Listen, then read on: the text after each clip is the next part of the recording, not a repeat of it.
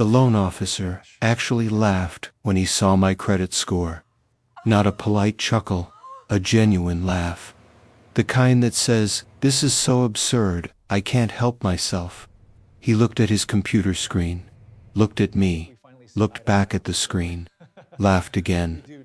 He said, "Mr. Patterson, I've never seen a credit score this low on someone who wasn't actively in bankruptcy. 512. That's impressively bad. How did you even manage this?" I said, "Never used credit. Never had a credit card. Never financed anything." He said, "That's not how credit works. You can't build credit by avoiding credit. You have to use it responsibly to build a score. Your score is low because you have no history, no payment history, no accounts, no nothing, which means you're The John Deere dealer sitting beside me, Gary Morrison, owner of Morrison's John Deere, shifted uncomfortably. He'd brought me here, had vouched for me, had told the bank I was a serious buyer for a new 8R 410 tractor, had said I was good for the money, had promised I was a legitimate customer. Now his credibility was on the line while the loan officer laughed at my credit score. Gary said, "Tom, look past the score. David's been farming successfully for 8 years. He's profitable. He's got equity. He's a good risk."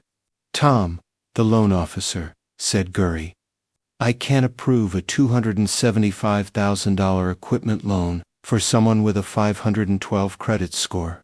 Corporate won't allow it. Risk management won't allow it. Common sense won't allow it. He's unfinanceable. Period." Gary turned to me, apologetic, embarrassed. He'd promised I could finance equipment through his preferred lender. Had treated the bank application like a done deal. My purchase impossible. Both of us looking foolish. I said, "It's fine. I'll pay cash." Silence. Gary stared at me. Tom stared at me, both trying to process what I'd just said. Pay cash for a $275,000 tractor. Farmers don't. Farmers finance. That's how the business works. You leverage land equity into equipment purchases. You spread costs over years. You finance. You don't pay cash. Gary said slowly, "David, did you just say you'll pay cash?" I said, "Yes. Wire transfer. I can have the money to you by tomorrow. Is that acceptable?" Tom, the loan officer, was looking at his screen like he'd misunderstood something fundamental. He said, "Then why did you apply for financing? Why waste everyone's time with a credit application if you can pay cash?" I said, "Gary suggested financing. Said most farmers finance equipment. Said it was standard practice. I was willing to try. But if it doesn't work, cash works fine." Gary was doing math in his head, recalculating everything he thought he knew about me.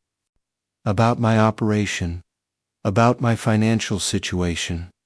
Young farmer. 34 years old. Running a modest operation on 400 acres. Old farmhouse. Used truck. Appeared to be just starting out. Appeared to be barely profitable. Appeared to be exactly the kind of customer who'd need financing. Appeared to be nothing like someone who could write a check for $275,000. Appearances, once again, were deceiving. My name is David Patterson. I'm 42 years old now. This happened 8 years ago in 2017. The credit rejection. The laugh. The assumption I was unfinanceable. The shock when I offered to pay cash. The moment Gary Morrison started treating me differently. The beginning of a relationship that would eventually prove something about farming and debt and wealth building that most people don't understand. Bought 160 acres for $120,000. Paid cash. Money I'd saved from working in IT for 8 years. I'd been a systems administrator. Good salary. Low expenses. Saved aggressively. Built capital specifically to buy land. Had always wanted to farm. Had grown up on a farm. Had watched my father struggle with debt my entire childhood. Was leveraged land for operating loans? My father had done all those things. Had spent 40 years making payments. Had worked hard and farmed well and still barely survived because debt service consumed everything. Had taught me through negative example that debt was the enemy, that freedom came from ownership, that the goal wasn't to farm big, it was to farm free. So I bought my 160 acres cash, bought used equipment cash, 1978 International 1086. Paid $4,000, 1985 John Deere, $4,450, paid $16,000, old but functional. Maintained but not modern. Paid for completely. No payments, no debt, no bank owning my future. Just me and land and equipment I controlled completely. After 8 years, I had $170,000 in the bank. Plus equipment value. All invisible to people who judged by appearance. That's when I decided to upgrade equipment. The old tractors worked, but were becoming maintenance intensive. Parts were expensive. Downtime was risky. I wanted one modern tractor. Reliable, warranted, capable. Would keep the old equipment as backup. Would still farm frugally. But would have one piece of equipment I could depend on completely. Everything I needed. $275,000 fully optioned. He'd assumed I'd finance. Everyone finances. He'd set up the bank appointment. Had vouched for me. The credit rejection and the laugh and the shock when I offered cash, that was the moment Gary started asking questions. Started trying to understand. Started seeing me differently. We completed the purchase without the bank. Wire transferred the next day. Gary delivered the tractor personally. Spent an hour walking me through features. Then asked if he could ask a personal question. He said, how did a young farmer with a modest operation have that kind of liquid capital? What was the real story? I told him. The IT job. The aggressive saving. The cash purchase of land. The discipline of living below means. The 8 years of profitable, debt-free farming. The compounding of small profits into substantial capital. The simple mathematics of spending less than you earn and investing the difference. Gary listened. Then said something I'll always remember. He said, I've been selling equipment for 23 years. I've financed thousands of tractors. I've watched farmers leverage and expand and grow, and I've watched 70% of them struggle with payments, struggle with cash flow, struggle with the pressure of debt during bad years. I've watched farming become more about servicing debt than farming.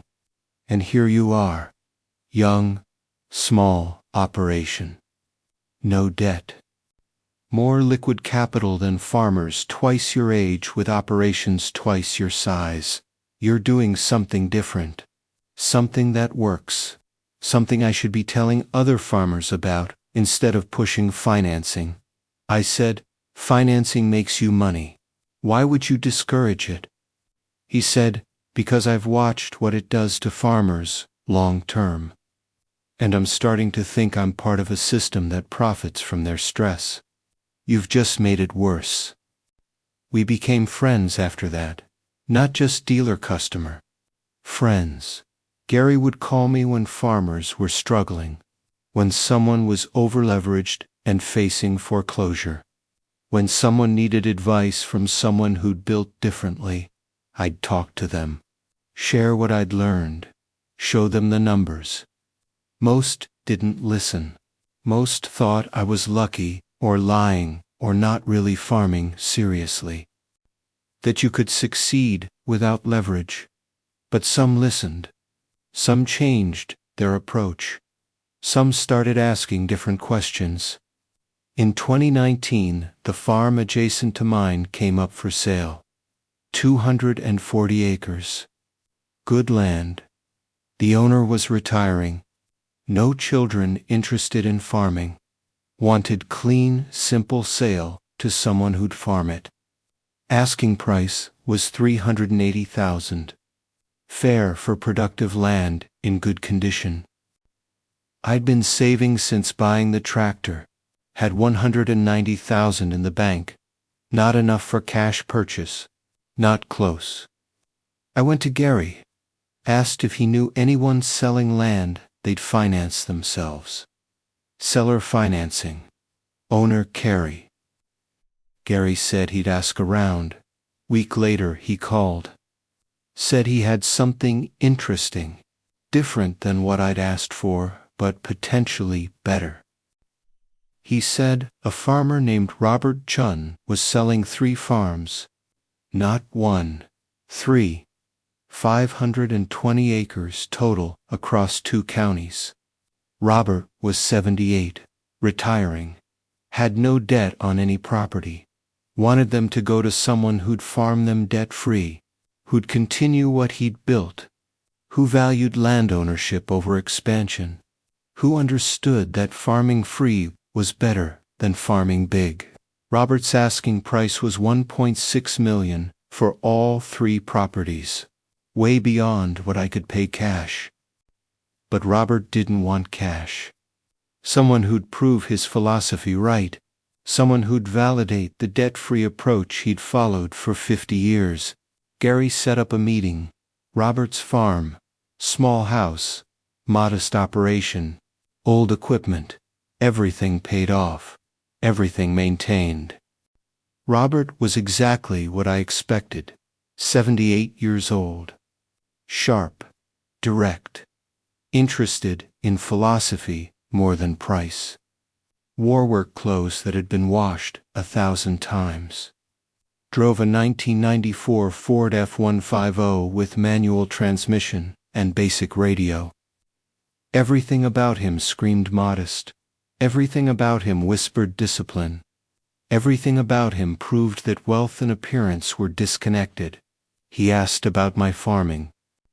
Not my yields or equipment or acreage. About my approach. About watching him work 40 years and barely survive because debt consumed everything. About learning what not to do. About building the opposite way. About prioritizing freedom over size. Chinese immigrants who'd come to California in the 1920s and worked other people's land for decades.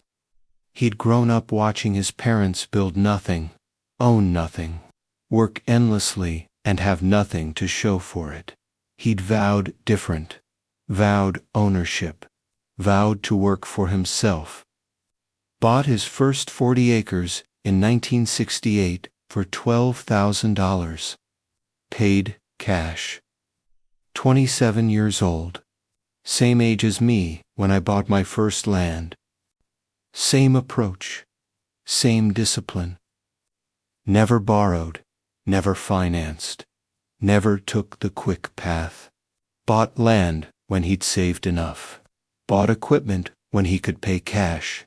Built gradually through discipline. Nobody celebrated because it wasn't dramatic, wasn't exciting. Wasn't the story agricultural media wanted to tell. Was just patient accumulation compounding into substantial wealth over decades.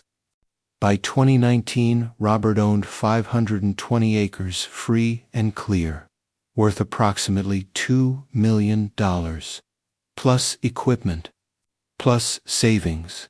Net worth maybe $2.4 million. All self-generated. All from someone whose parents had owned nothing. All proof that in America discipline could build wealth regardless of starting point. Not just to get money I don't even need at 78.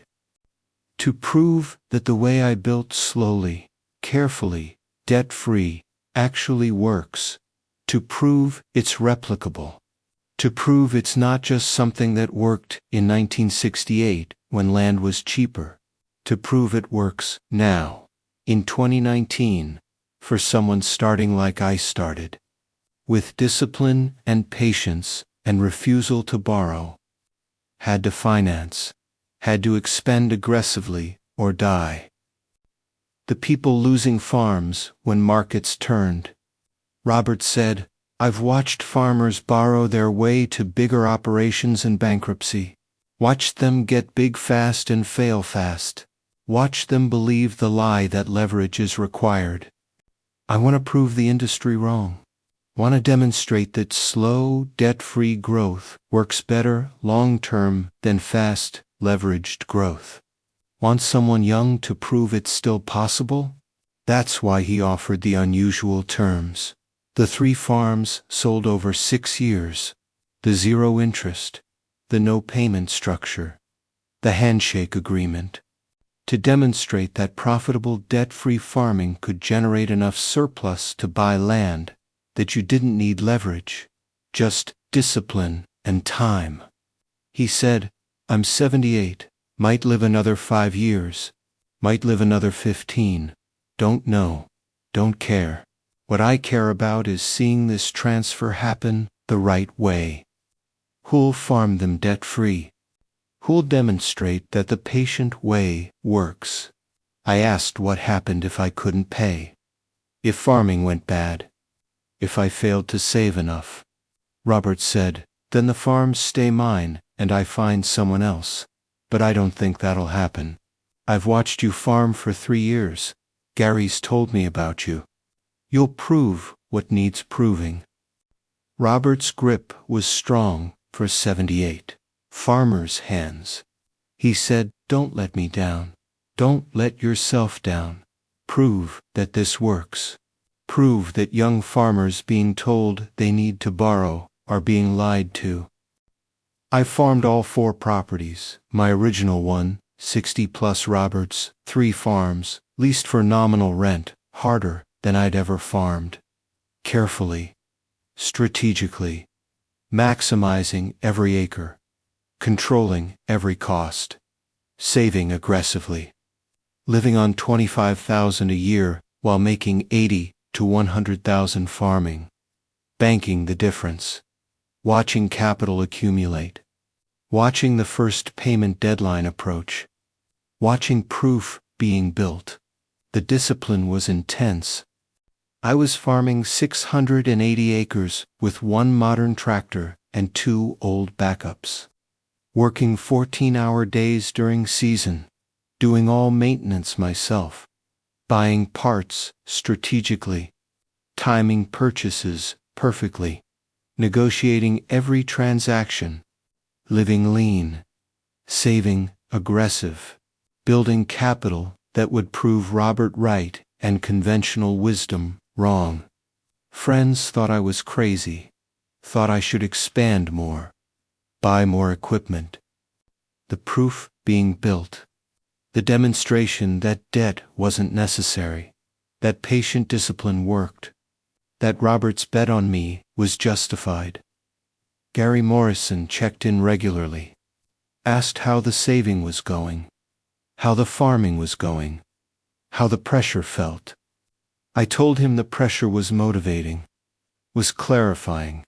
That if I couldn't handle pressure to save and pay cash, I definitely couldn't handle pressure of debt payments that never ended. That this way, I chose the pressure. Controlled the timeline. Built toward freedom instead of perpetual payments. In November 2021, 2 years and 7 months after shaking hands with Robert, I wired $480,000 to his account. First farm paid, title transferred. Gary Morrison came to the closing. Brought his wife. Said this was worth witnessing. Said this proved something he'd suspected for years, but never seen demonstrated. That farmers could build without borrowing if they were willing to build slowly. Robert was there, 80 years old now, still sharp, still farming his 40 original acres, unwilling to fully retire. He shook my hand, said, "1 down, 2 to go. You're ahead of schedule, ahead of my timeline, ahead of what even I thought possible." The second farm was harder. 200 acres, $600,000, bigger amount, longer timeline, but also more acres farming, more production, more revenue, more capacity to save. Lived on $28,000, saved $90,000 to $112,000 per year. Accumulated $615,000 by mid-2023. Paid off the second farm. September 2023. 4 years total from handshake. Again, ahead of Robert's 6-year timeline. Gary Morrison brought champagne. I said we'd celebrate when all 3 were done. When the full proof was complete, when Robert's vision was demonstrated entirely, Gary said, "David, you're already demonstrating it, already proving it. The third farm is just completing what you've already proven." He said, "I might not see the third farm paid off, might not live another 1.5 years, but I know you'll finish it. No, you'll complete what we started. No, my proof will be demonstrated. That's enough. That's everything." He died 4 months later. January 2024. Quiet, at home.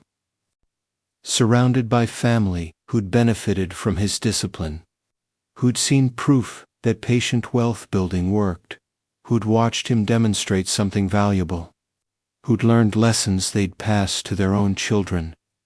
His lawyer delivered a letter after his funeral, handwritten, dated 2 weeks before his death. He knew he was dying, knew he wouldn't see the final farm paid, trusted his proof would be complete. The letter said everything I needed to hear, validated everything I'd sacrificed, confirmed everything I'd believed, proved that choosing this path mattered, that demonstrating debt-free farming worked, had value beyond personal wealth, had impact beyond my own operation, had meaning beyond my own success. Reading that letter, I understood why Robert structured the deal this way, why he'd accepted handshake instead of formal contracts, why he'd trusted me with flexible timelines and 0 interest, why he'd prioritized proof over profit. He was building legacy, teaching lessons, demonstrating truth, using his wealth to prove something valuable instead of just extracting maximum price.